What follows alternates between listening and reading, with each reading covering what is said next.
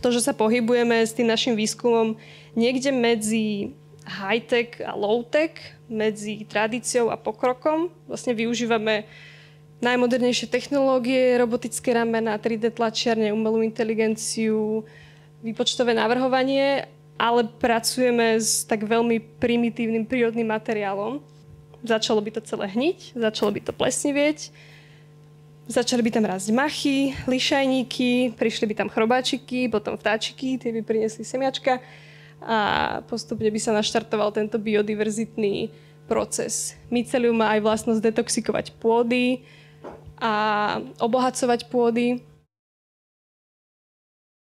Tak a já bych teda rád pozval Viktorii a poprosím ji, aby představila projekt nebo seskupení, který se říká Mycelab, a zároveň vězte, že to je kvůli tomu, že nás baví vlastně ty témata se snažit zkoumat z různých úrovní a tady je to právě ta příležitost, kdy jsme pozvali zástupce vlastně akademické půdy, konkrétně projekt z Umprumky, který významně přispěl tomu výzkumu a zároveň se i umístil na docela zajímavých vědeckých místech v publikaci. Tak, Viktorie, děkuju.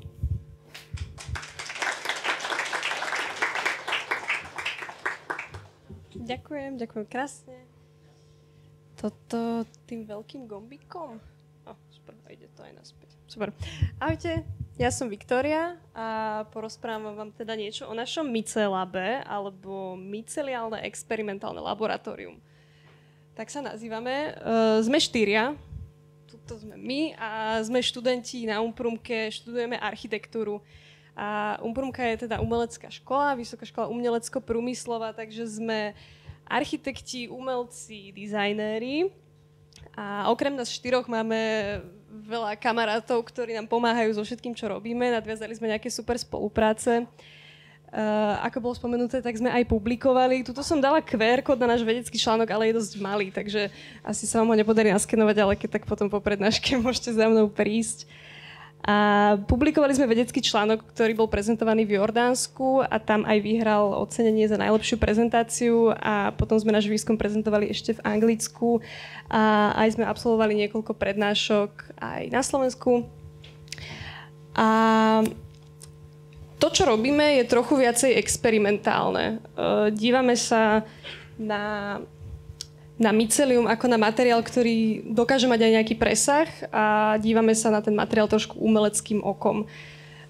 Venujeme sa hlavne teda architektúre a stavebnému priemyslu a keďže stavebný priemysel prispieva asi 40% ku globálnym emisiám CO2, my veríme, že organické materiály môžu trochu prispieť k zníženiu týchto emisí a tuto je nejaký náhľad vecí, ktoré robíme a potom si to prejdeme, lebo sme ponorení do viacerých projektov a mycelium sme sa rozhodli kombinovať s keramikou. Toto som doniesla, toto sú nejaké naše objekty, je to 3D tlačená keramika a kombinujeme to s organickým substrátom a práve s tým mycelium.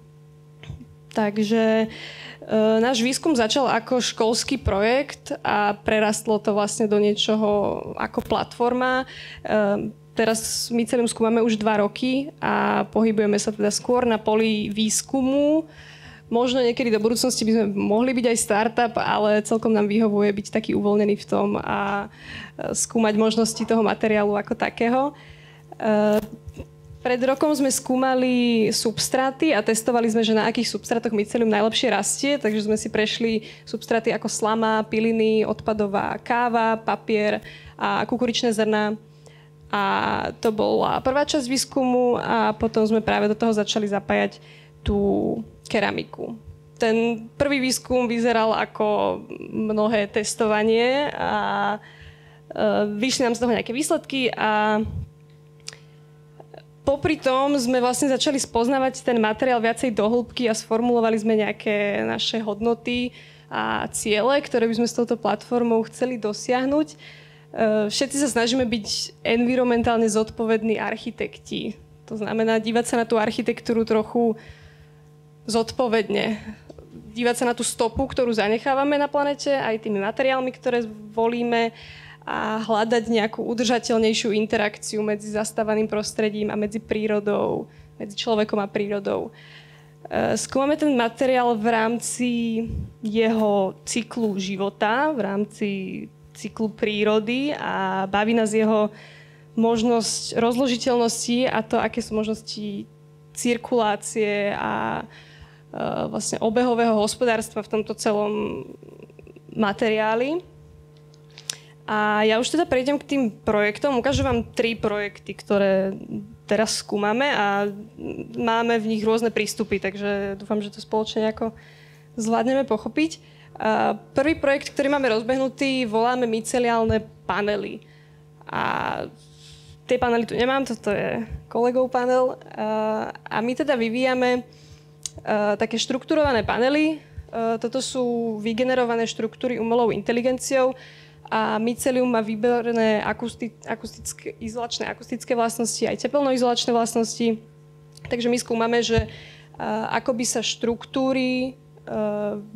štruktúry vedeli vplývať na akustické vlastnosti tých panelov. My sme si vlastne z tej geometrie vytvorili potom formu. Toto sú naše dielne na Umprumke. Ukážem vám taký malý náhľad do tých našich procesov. Mali sme digitálny model, potom sme ho vyfrezovali a mašinou, ktorá sa volá Thermoformix, sme vytvorili formu na tie panely. Jedna z našich úspešných spoluprací je s Karlovou univerzitou, s prírodovedeckou fakultou a tam sme strávili veľa času v ich laboratóriách a s ich mykológmi sme vlastne naplnili tieto panely v sterilných podmienkach. A dôležitá vec pre nás je testovať aj nesterilné podmienky, pretože stavba, keď si všetci predstavíme stavbu, tak to je veľmi nesterilné prostredie a keby sme to chceli scalovať niekedy, tak ten materiál si vyžaduje, aby odolával nejakým aj trošku špinám v prostredí. Takže testujeme aj nesterilné prostredie a zatiaľ sa nám to darí. Naša predstava je, že tieto panely by sa vedeli vyskladať na stenu alebo na strop a slúžilo by to ako prvok v interiéri, nejaký izolačný. Tie panely sú momentálne vystavené na Umprumke, teraz tam máme výstavu v Mikulanskej, naša nová budova, tak sa môžete zastaviť, je to tam do mája. A teda testujeme rôzne štruktúry a panely zatiaľ čakajú na akustické testovanie. Baví nás, keď nám z toho začínajú rásť tieto huby. Tie huby sú čarovné, oni vlastne prekonali ten plast, do ktorého sme to zabalili a tlačia sa von. Takže je to celý čarovný proces. A toto je teda už vysušený panel a toto je ešte rastúci panel. Takže to sú panely. Taký druhý projekt, ktorý máme rozbehnutý, voláme Mycelium Block. A to je moment, kedy sa tam zapája tá keramika. Toto je taký prehľad toho procesu. My sme sa rozhodli zapojiť keramiku do toho, aby sme otestovali možnosti 3D tlače a keramika nám dáva slobodu formy. My vlastne vytvoríme také lešenie, takú konštrukciu, ktorá je nositeľom toho materiálu. Takže do tejto konštrukcie dáme, ja tu mám vlastne celý proces, takže si to prejdeme. Takže prvým krokom je nachystať si hlinený materiál. Do tej keramiky primiešavame piliny, aby to mycelium malo čo papať. A potom tlačíme formu, potom to sterilizujeme, potom to naočkujeme myceliom a potom nám to rastie a potom to sušíme. Tá zmes samotná je teda zmiešanina hliny, pilín a vody. A toto sme opäť v dielni na Umprumke. A ten proces vyzerá trošku špinavo, je to mačkanie hliny s pilinami a vodou a testujeme tú správnu konzistenciu na tlač. Pripravujeme si digitálne geometrie k tomu, skúmali sme túto hustotu toho infilu, tej výplne a to, aké rôzne vlastnosti potom ten prvok môže mať. Tu sme opäť testovali rôzne geometrie.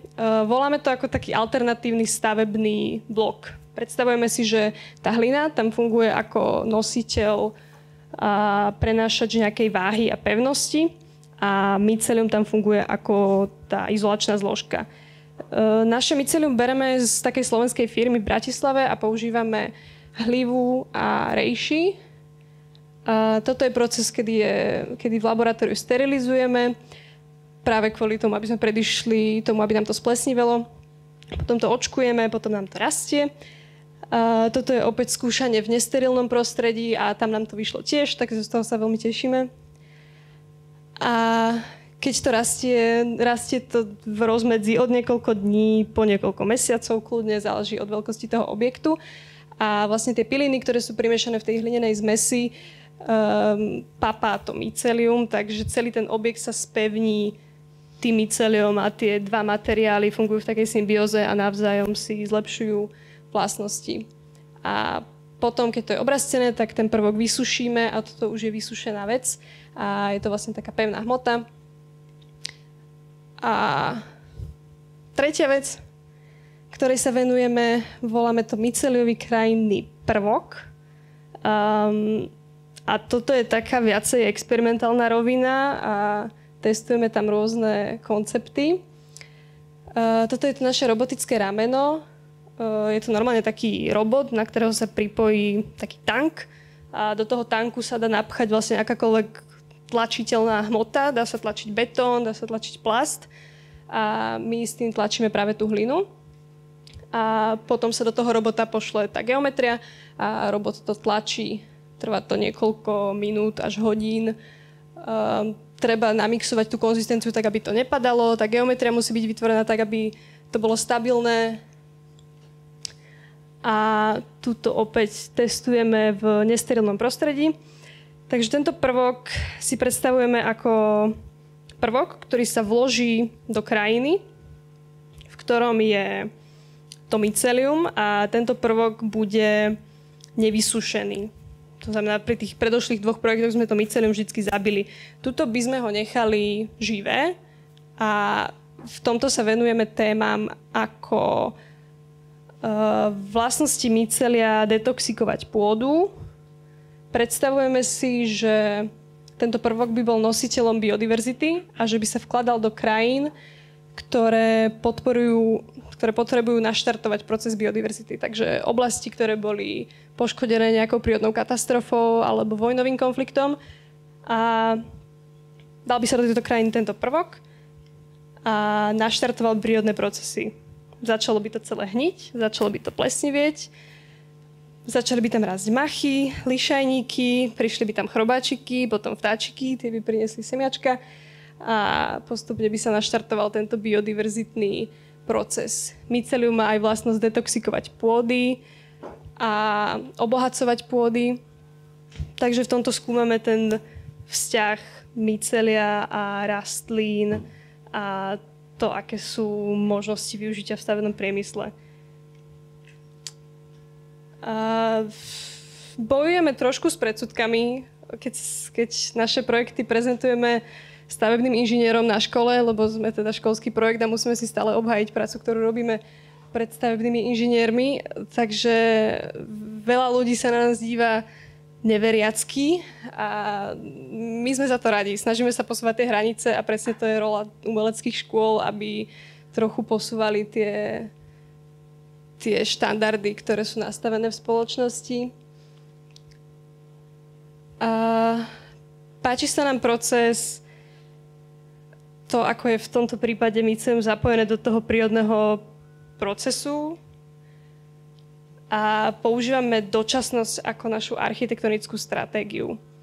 Vlastne cielime na to a využívame tú rozložiteľnosť toho materiálu ako niečo chcené, ako dočasné stavby. Vieme si predstaviť, že keby bolo treba postaviť nejaký dočasný prístrešok niekde presne po nejakej vojnovej katastrofe, takže by sa tam vedeli stavať tieto nejaké obydlia alebo prvky a že to je miesto, kde by tá rozložiteľnosť toho materiálu bola vhodná. A ešte chcem trochu hovoriť o téme biofóbie, hniloby a rozkladu. A vlastne aj keď ste ma pozývali, tak ste písali, nech trošku načrtnem pod pokličku. Tak načrtnem tému plesne. A to bolo niečo, čo nás sprevádzalo celé tie 2 roky. A to sa deje, keď teda to mycelium očkujete v nesterilných podmienkach, že vám to splesnivie. A my sme boli z toho veľmi nešťastní, lebo to je považované teda za neúspech. A postupne za tie 2 roky sme si vytvorili taký zvláštny vzťah s tou plesňou a začali sme to príjmať. A vlastne sme tam začali vidieť aj krásu. A zistili sme, že koľko ľudí je biofóbnych. Že normálne ľudia ľudia sa boja niečoho živého. Keď to niekomu prezentujeme, tak sa nás dívajú, že ono to rastie a to doma mi to bude rásť a že čo ten smrad a tie spory a že to je nejaké divné. A nám to príde, že čo sa stalo s tými ľuďmi, že sme sa tak úplne odtiahli od tej prírody, že sa nám zapáčilo žiť v sterilných domoch, že chceme iba čistú architektúru, bielu, hlavne žiadne nič živé, žiadneho mravca, žiadneho pavúka. Takže počas toho procesu sme začali bojovať aj proti tejto biofóbii a snažíme sa ľudí motivovať k tomu, aby boli biofílni. A aby prijímali hnilobu, aby prijímali rozklad. Pretože sme zistili, že je vlastne veľmi dôležitý a že to vytvára celý ten úžasný cyklus prírodný. A že rozklad je vlastne aj miesto, ktoré vytvára prostredie pre nový život a pre nové prírodné procesy. Takže toto je téma, ktorú netreba obchádzať, podľa mňa v myceliu a treba trošku aj výjsť z tej škatulky, že nie všetko sa iba darí, nie každé mycelium je krásne biele, ale pleseň je súčasť, pleseň je tiež druh huby. Takže buďte biofílni.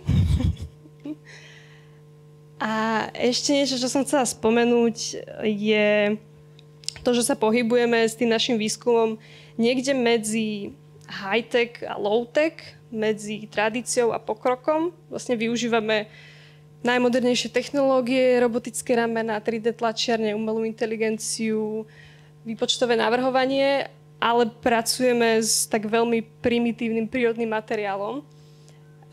A dospeli sme k tomu, že to je vlastne taký krásny stred a taká nejaká symbióza doby a myslíme si, že keď zoberieme to najlepšie z tej tradície, najlepšie z toho pokroku, takže sa vlastne môže dosiahnuť nejaké také dokonalé spojenie a že netreba sa dívať príliš slepo na ten pokrok, ale treba sa na to dívať osvietene a kombinovať to rozumne aj s tou tradíciou, nezabudnúť na tú prírodu. A to je za mňa všetko. Tak vám ďakujem za pozornosť.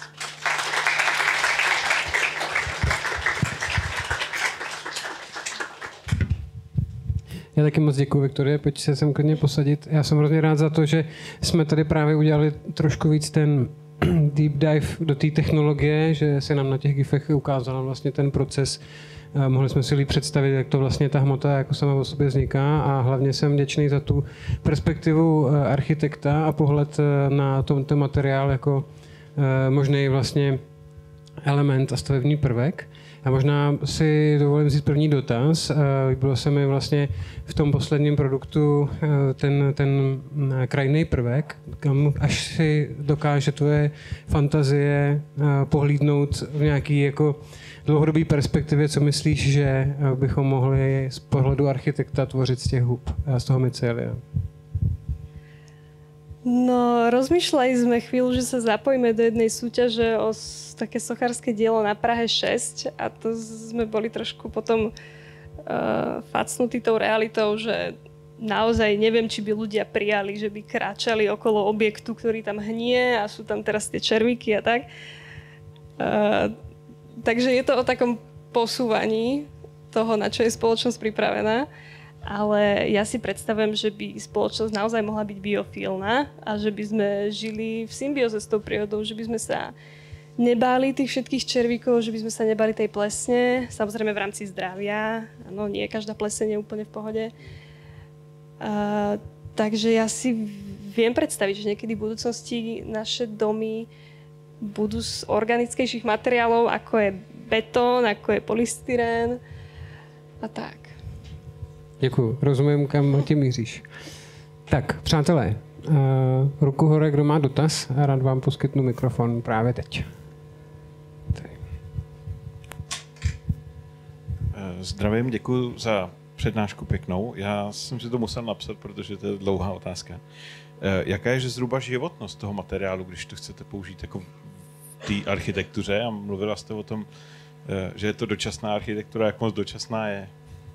A ještě jedna věc, co tomu myceliu vlastně jako škodí z vnějších vlivů nejvíc? Děkuju. Ďakujem.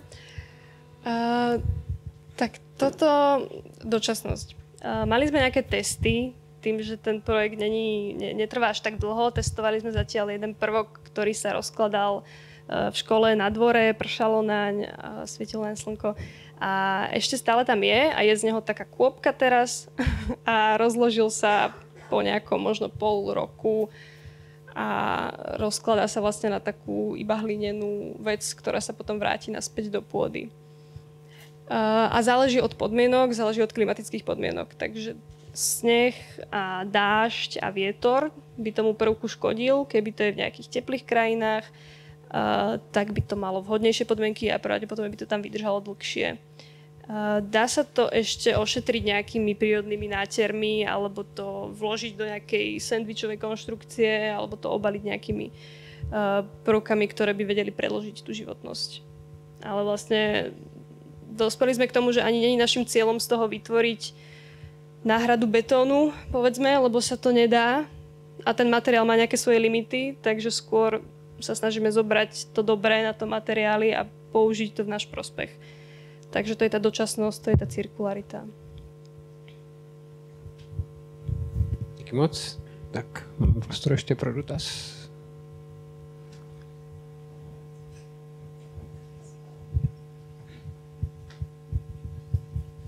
Já bych se zeptala na ty myceliální bloky.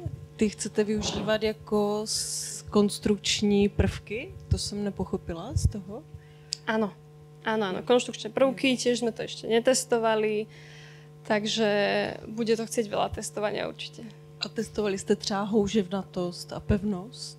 Ešte nie nejako oficiálne, ale zatiaľ iba tak, iba v rámci školy dotykovo stlačali. Obecně ta houževnatost je jaká u toho? Môžete si potom pomačkať, zobrať tieto veci kľudne, je to nepálená tá hlina, takže keby to hodíte na zem, tak sa to rozbije. Ale vlastne tam boli tie tvary, čím hustejšie je tá keramická štruktúra vytisknutá, tak tým je to pevnejšie, čím je to rečie, tak tým je to viacej izolačné, povedzme. A to mycelium samo o sebe je pevnejšie vďaka tej hline a tá hlina je tiež pevnejšia, lebo to mycelium sa prerastie cez tie pilíny, ktoré sú v tej hline a celé je to vlastne také hutnejšie. A je to ještě tak, třeba zkoušeli jste, že bez přístupu vzduchu to má jakoby další životnost? Zkoušeli jste? To sme neskúšali. Tieto testy nás určite čakajú, ak chceme naozaj konkurovať nejakému stavebnému priemyslu, takže budeme testovať. A existuje ještě nějaká šance použití na fasády? V takom prípade zrejme, keby to bolo ošetrené nejakou strechou, keby sme sa postarali o to, aby tam nepršalo, aby to odolávalo snehu, mrazu. Takže dá sa to ošetriť nejakými nátiermi. Ale čo boli vo svete použité na fasády, tak to boli tiež skôr dočasné pavilóny. Takže ani to nie je teraz, myslím, použité na žiadnej fasáde, že natrvalo. Skôr do interiéru. Tak to je všechno, děkuju. Zdravím. Mňa by zaujímalo, jak je to s tou dekontamináciou prostredia. Či sa to dá použiť na nejaký konkrétny kontaminant alebo niečo podobné. Ďakujem. V tejto oblasti sme skúmali, boli nejaké projekty, že napríklad v Černobyle testovali, ako nejaká huby a baktérie, ako tam vedia vytiahnuť tú toxicitu z tej pôdy. Alebo sme konzultovali s jedným výskumníkom, ktorý v Afrike obohacoval pôdy s tým myceliom a testoval vlastne pôdu, alebo on to testoval v poľnohospodárstve. Aj bežne sa myceliové hnojiva napríklad pridávajú do poľnohospodárstva ako booster, ako obohacovač tej pôdy. Takže mycelium dokáže niektoré druhy toxínov, nemám to až tak naštudované, naslať do seba a vlastne vrátiť do tej pôdy nejaké benefity a mycelium benefituje z tej pôdy tiež. Takže toto má, myslím, veľký potenciál a aj práve preto nám dáva zmysel to spájať s tou hlinou a tak nejak podporovať tento proces. Já jsem se chtěla jenom zeptat na ten první projekt a jestli jsem to správně pochopila, ten panel vy potom zapouštíte do plastu, teda, nebo ho jakoby lisujete nějak, tak to jsem jenom se chtěla zeptat, proč, nebo co je ten důvod? Nie je to takto, ten plast je iba formička, takže môžeme sa tam kľudne vrátiť. Plast je iba forma, v ktorej to rastie, takže my sme vlastne mali vývoj tej formy ako takej, že sme tam skúmali tú geometriu tej formy, tie štruktúry a to, aká štruktúra má vplyv na potom vlastnosti toho panelu. Takže my to iba natlačíme do tej formy. Tam bol niekde aj ten gifko, jak to plníme tú formu a vlastne keď to vyrastie v tej forme, tak to potom vyklopíme. Takže je to iba forma. A keď to vybereme z tej formy, tak to je iba mycelium. Takže tak. Ale ďakujem za otázku, lebo občas to je metúce. Já možná jenom doplním, já právě mám i sám zkušenost s tím, že jak jsem se s hostama bavil, tak jsem teprve víc chápal hlouběji a hlouběji, jak ta celá věc funguje. A tady to je právě na tom dobře vidět, že vlastně tam plníš něco, co je nějaký základ té houby s nějakým materiálem, který vlastně je v té formě, který vidíš, že se dá tlačit, ale výsledek je, a to si potom tady na to můžeš šáhnout, že to je vlastně robustní, pevný materiál, polystyren-like, který má vlastně ty podobné vlastnosti, jak už tady bylo zmíněný na základě té hustoty, buď izolační nebo nějaký další, ale zajímavý je, že vlastně pořád jsme v té organické části a že pořád můžeme jakoby nebo možná mě oprav, jestli se pletu, ale do nekonečna to recyklovat, protože to můžu zase rozemlít, zase použít, zase nechat stvrdnout. Je to tak? Áno, je to tak a vlastne tam je aj obrovská sloboda potom v tej geometrii, lebo je to sypký materiál, ktorý napcháte do čohokoľvek a on sa prispôsobí tej forme. Celú ju krásne obrastie, niekedy, keď je príliš živé, tak z nej aj vyrastie. Takže tak, je to forma. Áno.